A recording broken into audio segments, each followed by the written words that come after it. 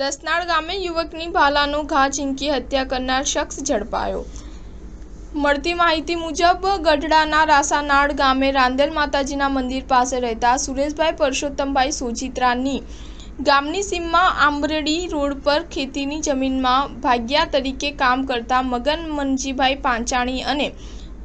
તેમના દીકરા જીતેન્દ્ર ઉર્ફે જીતુ ઉર્ફે ગત્યો નામના શખ્સોએ ગત 8 મેના રોજ ઘઉંની કુંવળ ખાળવા બાબતે સુરેશભાઈ સાથે બોલાચાલી કરતા તેઓ તેમના કુટુંબી ભત્રીજા અશોકભાઈ ગુસાભાઈ સોજીત્રાને લઈને વાડીએ જતા ત્યાં મગન પાંચાણીએ તેના દીકરાને ઉશ્કેરણી કરી બંને શખ્સે જાનથી મારી નાખવા ધમકી આપી શખ્સે અશોકભાઈને ભાલાના ઘા ઝીંકી ગંભીર ઈજા પહોંચાડતા તેમનું અમરેલી હોસ્પિટલમાં મૃત્યુ થતાં મામલો હત્યામાં પરિણમ્યો હતો।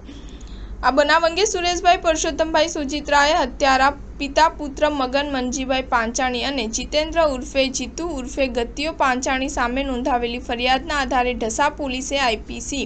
302, 506, 504, 114 અને જીપીએ 135 મુજબ ગુનો નોંધી નાસી છૂટેલા શખ્સોએ અલગ અલગ ટીમો બનાવી ઉજ્જૈન, મધ્યપ્રદેશ, કચ્છ, ભુજ સહિતના વિસ્તારોમાં શોધખોળ હાથ ધરી હતી। તે દરમિયાન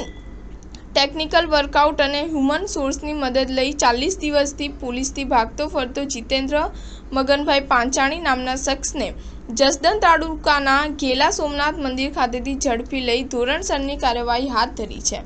સ્ટાર ન્યૂઝ 7 હંમેશા સચ્ચાઈની સાથે।